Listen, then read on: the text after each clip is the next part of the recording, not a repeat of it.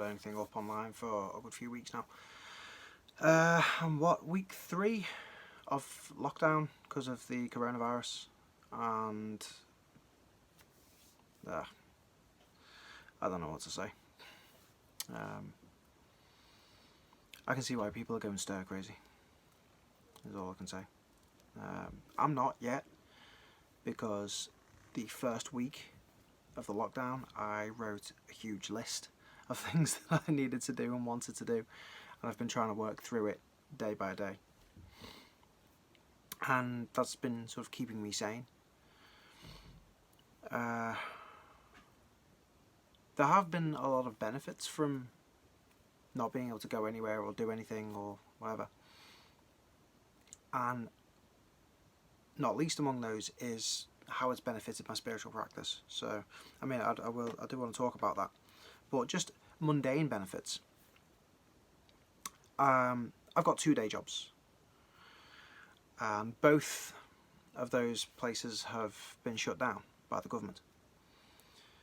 So naturally, I'm not having to go to work, which means I've got more free time on my hands than I know what to do with. One of those jobs is still paying me, which is good. I'm getting state aid to, fill in the shortfall. Anyway, we've got plenty of food. We stocked up pretty early on. No panic buying from us, just we were smart about what we bought. And it's lasted, and now that the panic buying has stopped and things are back in the stores again, we're doing all right. So with all this free time, it's put me on track with my spirit work. It's put me on track with my creative projects. It's put me on track with my health as well. I'm not having to go to work at 7 in the evening and, after doing a daytime shift as well. I'm not having to go to an evening shift, finish at 12, not get back till past, have to eat, and then, go to bed at about 1 o'clock or 1:30, and then, be absolutely knackered the following day.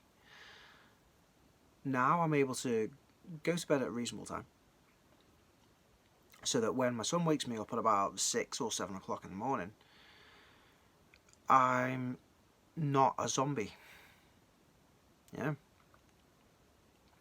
It's a lot easier to actually get out of bed in the morning.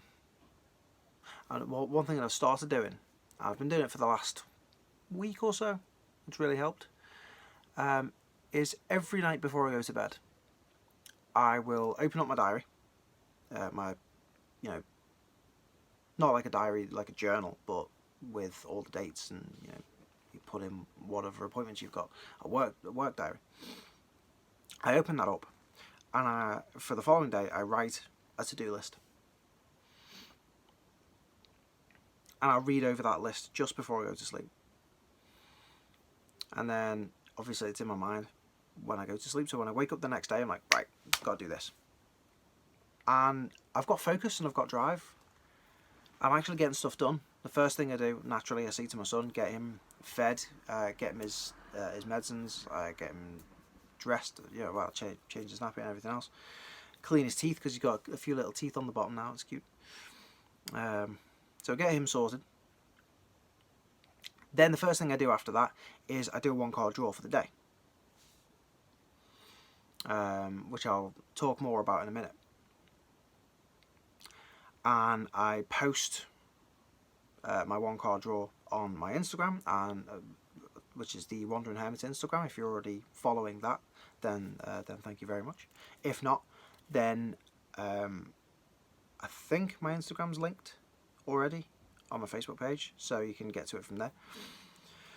I also post on my fitness page, because in my spare time I'm very much into health and fitness. I'm a qualified personal trainer, but with my day jobs, I don't have any hours in the day free to actually exercise and to plan my meals and things like that. And of an evening, when I have free time, I'm far too tired. So lockdown and not having to go to work has really helped me focus on that. Because that's the third thing I do every morning. I exercise. And the last week I've been exercising for 2 hours a day. Which my housemate said was a bit excessive. But that's normal for me. Even when I was going to the gym, I was going there for a minimum of an hour and a half each time. So 2 hours of workout. I do a full body workout anyway. And I'm eating at regular times through the day.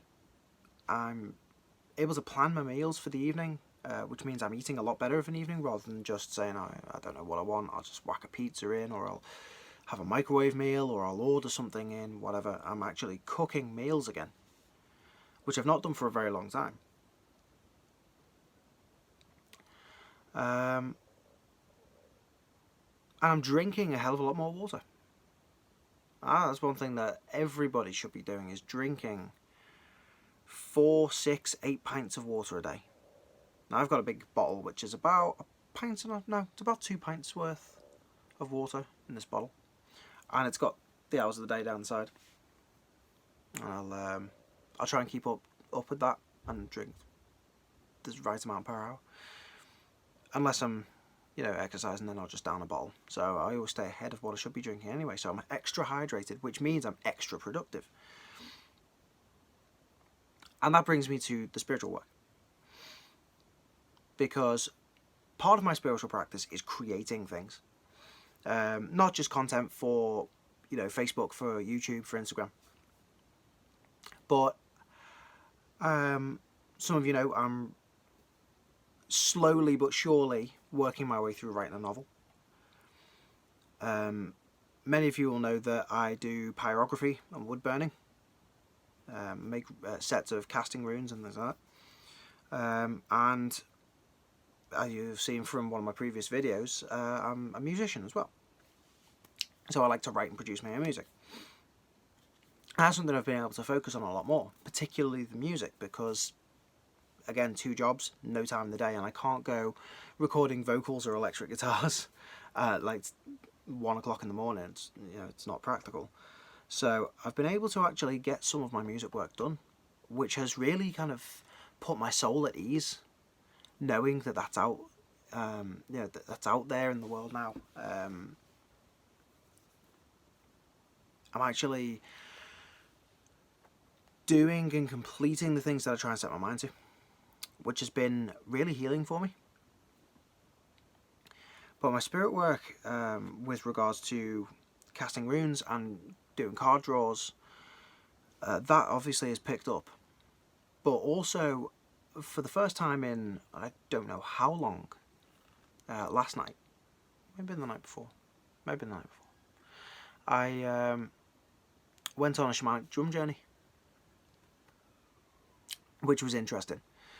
Now, my brand, or you could say my cultural mask of shamanism, is that of Northern Europe, Scandinavian and British shamanic practice, known as Seidr. So we have this, in all types of shamanism, there's always this idea of a safe space that you can go into. Now, in the Scandinavian and North European tradition, it's called the Frithgard, which basically means garden of peace. And this is a place that I was introduced to many, many years ago, back when I first started doing guided meditations. Learning about guided meditation and actually partaking in them and learning how to do them. And my Frithgard is still very much the same as it was back then. There are details that change, but the overall layout of the space is the same. And that was quite surprising to me, because the way it was explained to me is that the Frithgard is a reflection of your psychological state and your, the shape of your soul, you could say. It's what your soul looks like as a landscape. And I feel as though I've changed a lot as a person over the years, and yet my Frithgard hasn't. It's more to do with the clarity of certain things, or the colours of certain things, or the arrangement of object within the space, but the space itself hasn't changed really. What I found is that the beings that live there, my spirit guides or my ancestral spirits, whatever, and the deity that I work with, they often meet me in that space as well. But what I found is that they were conscious of the fact that I'd not been there for a long time. Now, from what I can gather, a long time here is an even longer time there. So if I've not been there for a year, over there it's 3 years on the other side. And my guides were pretty annoyed, not like angry, but a bit exasperated by the fact that I hadn't been there for a long time. I finally showed up and it's like, oh, about time you came back. There's still things that I need to learn from that space and from the beings that live there. But going back in, it's like I picked up from where I left off, which is quite reassuring and comforting for me. Because I thought, well, those things that I was supposed to do, those trials that I was meant to experience, as that passed now, has the opportunity passed, have I lost the chance to follow that path and find out that part of myself and integrate that into my being? But no, the opportunity is still there. So I've been doing more visionary work, and it's putting a lot of things into perspective for me. I think really this time, when we are isolated from other human beings, is the perfect time for us to communicate with spirits, because they can't carry the virus.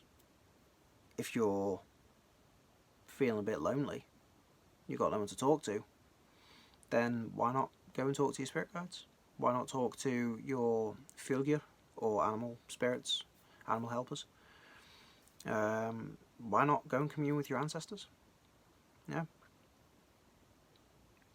Because the more you do it, the more you sort of build a rapport with them, and there's a real sense of belonging and community when you actually start to get to know them and they get to know you. Not only that, they can communicate things to you about yourself and about the world in which you live that you hadn't considered before. And it just deepens your understanding of, well, everything.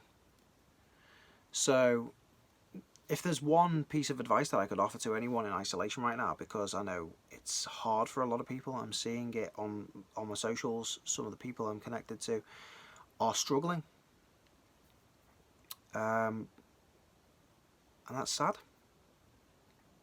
Because even when there isn't a global pandemic on, people don't really talk to each other enough.